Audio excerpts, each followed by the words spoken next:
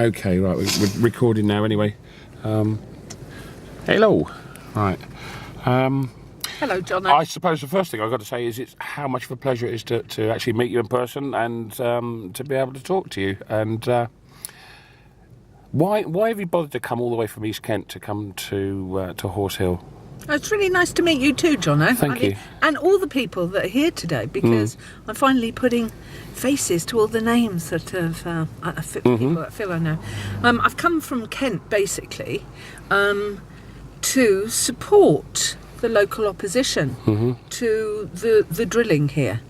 And the reason why I'm doing that is because you know, and lots of people know, that as a member of East Kent Against Fracking, we force back unconventional gas and oil industry in Kent.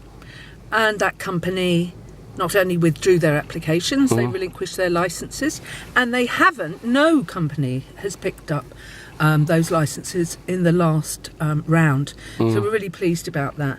And what we know about this well, of course, is that there have been several press releases brought out by the main player here, UCOG, of increasing amounts of reserves. But we do know that those reserves, the majority of the estimated reserves, are actually in the unconventional target. They're in the tight geology.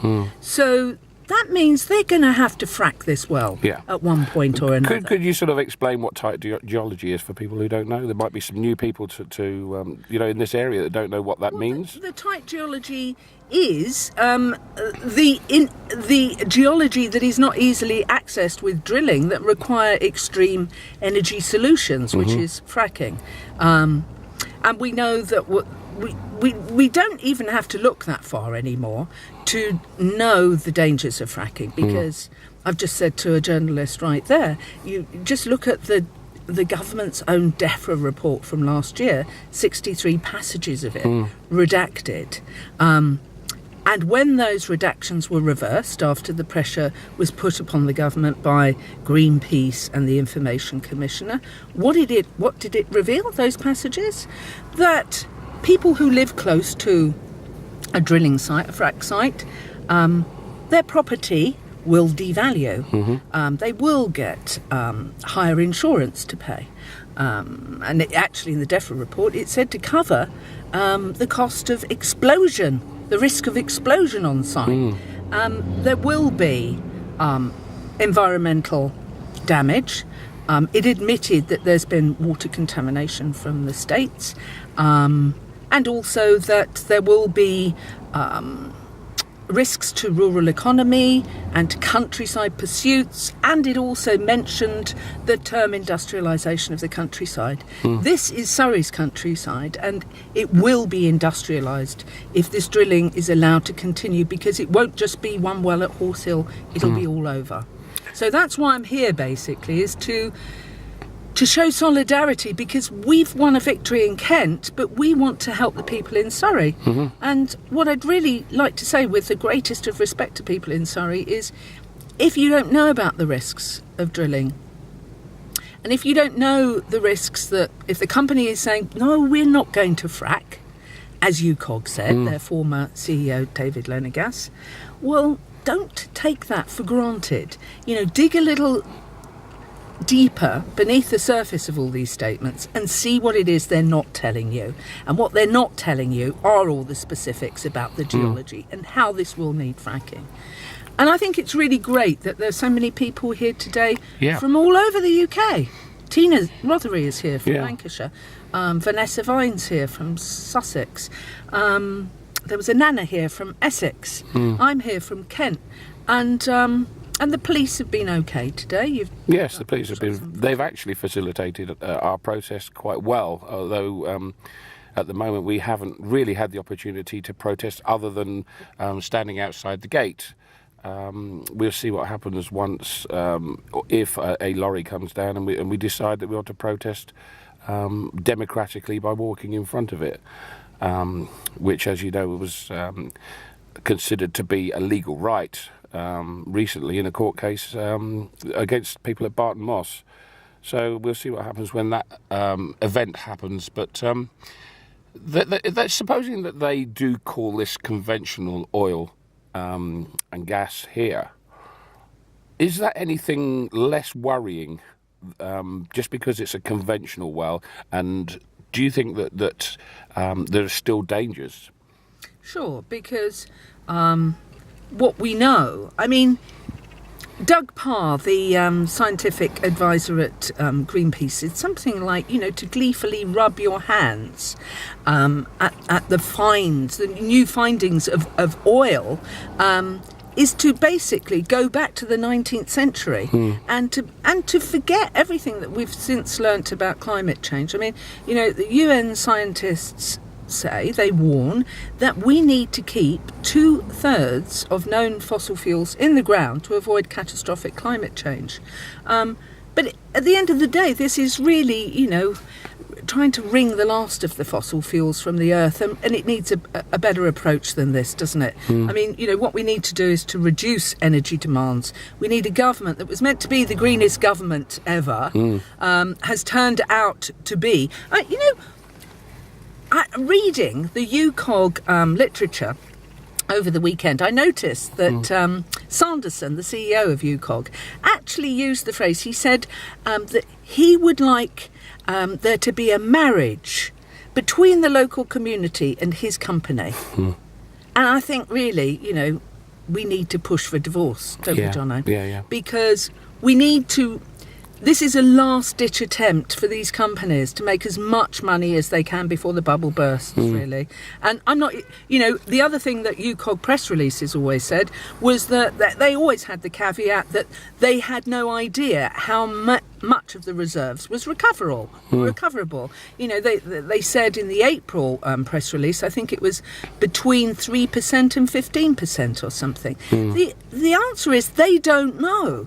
But meanwhile, while we have this kind of spurious enterprise going on here, local people, there's a house straight over there I'm looking at. There are horses, I think, kept in this field. All these people really are not being told the truth about the oil industry. And it doesn't matter whether it's conventional oil or it's unconventional oil. It all comes at a price. And the biggest price is the price that communities locally pay for that. Yeah.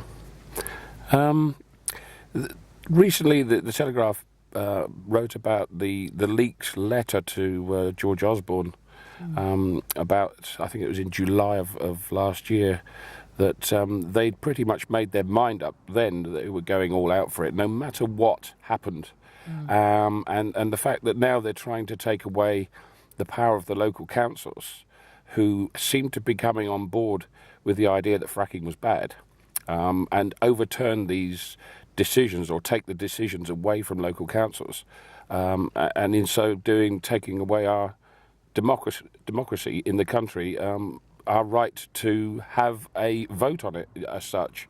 How do you feel about that, and is there anything we can do about it? Or well, it's another great irony, isn't it? Apart from the greenest government ever going all out for shale, and basically being at the mercy of the fuel lobbyists and the likes of Lord Lawson, who are telling them to hurry up and get on with this, because the evidence coming in from America is not good. The industry there is on its knees. There are over 40 shale drillers who've gone bankrupt, and the evidence all around. I mean, what is it? Shell's profits are down something like 87%,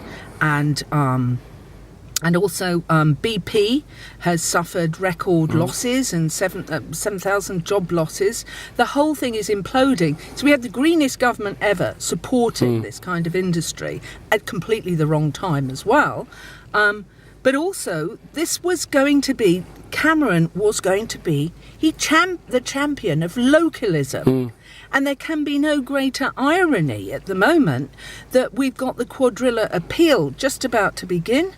And the Democratic view of the people of Lancashire, as expressed via their council decision to reject those applications, is not being recognised or respected at all, and the decision has been taken out of the planning inspector's hands about this appeal.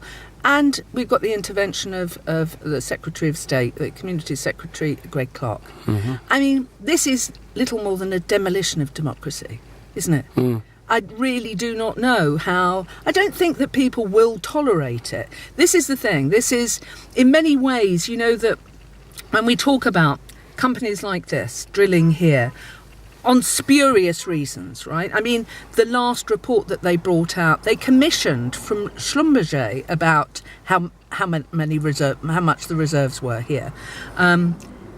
This is a giant Ponzi scheme just to get the investors in to invest really quickly before it all implodes. And let's not forget, the price of oil at the moment is wavering around $30 a barrel, and the break-even price for the industry is $75 to $80 a barrel. This is happening at such a bad time, and yet the government will not. It does not have the humility or the intelligence to make a U-turn when it really should do, because it will have to admit that it got this policy wrong, but it did get it wrong. And I think that the wonderful thing about this, the wonderful thing about the omnishambles of Quadrilla's operations in Lancashire in 2011 was that it did create a hiatus that allowed so many more people to investigate this industry and to discover that what the government was telling them was not true.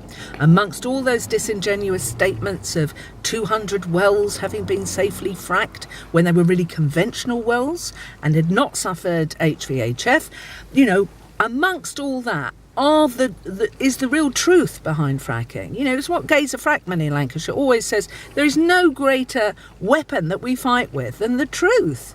And the more people that learn about this, the better. I mean, I do think that the government have made a vast underestimation of the intelligence of the people of this country. Oh, I think so, very much so, yeah. And I think that as well, when we had the Balkan protests, I remember going to a shale gas conference where there was a statistician there who was explaining about opinion polls, and that straight after Balkan, there was an incredible raising of awareness with the population about fracking, and that's when opinions started to move away from it. The more people learn, the more they oppose it, and that's why the government's desperate to hurry this up. But I think when it's not just the case. I mean, this is just so faceted, the whole idea of this industry, because apart from the environmental dangers, apart from the lack of democracy involved in this, is this idea that the government can get away with this. But, you know, I honestly believe that you can't fool all people all the time. And I don't think you can fool all of the people of the UK all the time. I'm sure you're right. I hope we're all right. So thank you very much indeed. And I hope some people listen to this and get something from it. And we get a few more people down here to Horse Hill. Absolutely. Well, Jono, you know, over 400 groups in the UK. Frack Free Sussex alone has 10,000 followers, over 10,000 followers now. These are people who are actively fighting fracking. That doesn't include all the other people who actually oppose it quietly in their living rooms and are backing us to be on the front line. But I would be really surprised if there are not real serious repercussions for this government in trying to press ahead with this policy. They're going to come unstuck.